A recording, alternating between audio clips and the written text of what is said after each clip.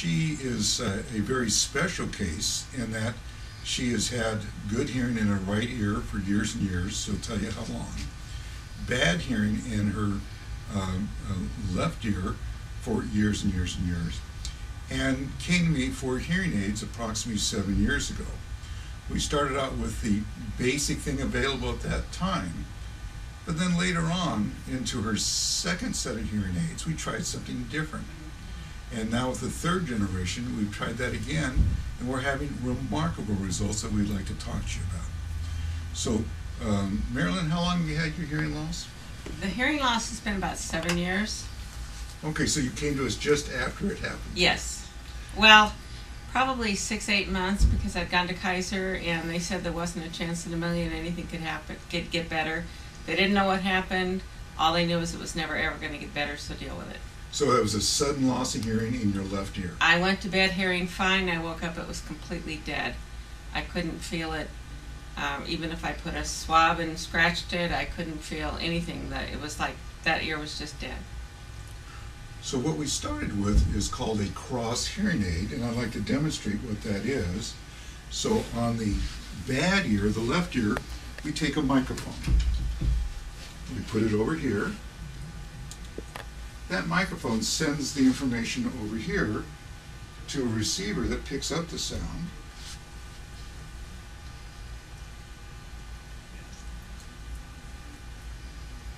Yeah, And of course, it'd be nice if I put it in comfortably once I'm not doing that. It's fine. Now, these cross hearing aids have been around for 40 years, and for 40 years they've failed. And the reason they fail is that people feel unsatisfied. Yes, they hear better when someone's sitting on the bad ear, because it's now heard in the right ear, but they feel unsatisfied because it doesn't add to the feeling of hearing.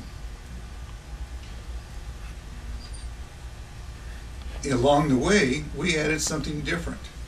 We added another hearing aid to the bad ear. So now we have a hearing aid that crosses through the head, a hearing aid that crosses over the head. And Marilyn, tell me the difference between the two. Well, when I have the hearing aid in the bad ear, I can hear. So they're inside the ear, I can feel it, and I can hear out of that ear. I also, because I can hear out of this ear, whichever way I'm hearing, since I can hear out of this one, now I can tell where the sound's coming from. Before I could hear the sound, but I had no idea where it's coming from. But increasingly, it's getting better that I can tell the direction the sound's coming from. So like if my students are yelling, hi, hi, hi, and then I've always told them, just wave at me because I'll spin around so I can see where it's coming from. And now I don't always have to do that. I can usually tell where it's coming from now. What we have found is that we are actually bringing back clarity and understanding of speech to that bad ear over a 7-year period of time. Now, is it because it would have done it itself? No. Our past experiences, if the hearing doesn't come back on its own within 3 to 6 months, it doesn't come back in 4 years, 5 years, 6 years. But the feeling is that since we're stimulating that cochlea, that inner ear, slowly over time, we're getting a breakthrough. This is not the only person we've been able to do this with. It's unusual. This is not a new concept independently, but it's a new concept by putting it all together. In addition, she is using a remote control. Do you want to talk about that? I love my remote control. I've got my handy dandy little pouch here, so I keep it real handy. But when I go into a place where the sound is too loud, all I have to do is push the button. I can switch or lower or increase the sound on either ear or on both at the same time. And you can also change the balance within your head. Yes, yes. Talk about that. The balance, sometimes I need it louder in the left ear and softer in the receiver, depending on the amount of noise the kids are making in the classroom, or if I happen to go out in the playground area or in an auditorium. And so this way I can balance it. I could even shut it off if I need to. So I don't have to take them out and put them in. And this is unusual with this one manufacturer, since the other people really do not understand. They understand manufacturing, but they don't understand the human dynamics of listening and hearing. We're finding that the remote control is giving another dimension that we actually sort of accidentally came across. And she was the first to do this, and has just been very, very well received. She uses it in a classroom as a teacher of special ed, but she also uses it on her motorcycle and the group that she goes riding with. Is that correct? Yes, it is. I ride a Harley, so it's loud. And tell them how that's worked out. It's worked out well. I didn't think I'd be able to use the hearing aids on the motorcycle, and I am. So again, I'm not taking it out, putting it in.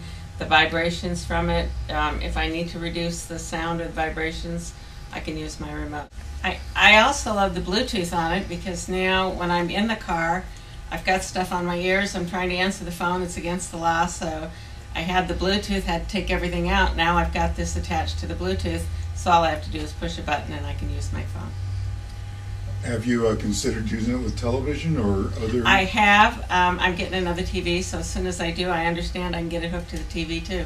So is it too simple to say that you're pleased with what you have? I love what I have. Would you make a change? No. Okay. Well, folks, that's how it is, and so we have something that's brand new. We have something that's successful, and we're bringing it to the manufacturers as a new invention. And I hope this helps you understand how we can help you. Where do you come from? I come from Sylmar. It took about 2.5 hours this morning to get here. And why would you drive all the way out here just to see us? Because I can't get this anyplace else. I mean, if I had to take a spaceship to get there, I would have gone. If I would have had to go to another country, and actually I would have gone if I knew it would have made that much difference. I had gone to Kaiser, like I said, and Kaiser said there was nothing they could do, and I heard there was a chance something might be done, or at least I would get an answer as to what happened with my hearing. And when I came here and we started doing this, people still don't believe me that I'm actually hearing. Look at the test results, I am hearing, so really don't care what other people are believing or not believing. I know what I know, and I know what I'm feeling, and I know what's happening. I don't understand why, but I know what's happening, and I love it. I've recommended Dr. Parker to 4 or 5 of my friends that have had issues, especially with hearing aids. They buy them, they pay $3,000, $4,000, $5,000 for them, and they never use them because they can't stand to be in a crowded room. My brother is another one. He lives in Spokane, and I don't know that he would come down for it because he knows I'm crazy anyway, but that's irrelevant. He doesn't wear his hearing aids, and he's just missed out on all his grandkids, and grandkids are the best. I don't want to miss out on their little voices. So I will tell you that we have people come from all over the country to see us. Los Angeles, that come out to visit their kids who moved out here, and then the kids bring them in. So we have a very busy Easter and Christmas seasons and summer seasons here for people visiting. And I'm talking Massachusetts, Ohio, Montana, Mississippi, Texas. We also have international. We have people out from Africa. We have a bush pilot in Africa that comes to visit us. People from the Pacific Rim. Yes, they can buy things cheaper there, but they can't get the service, they can't get the help. Had them come from Japan, go back to Japan, come back here again, say they can't get help there. We are internationally known, and we're proud of it.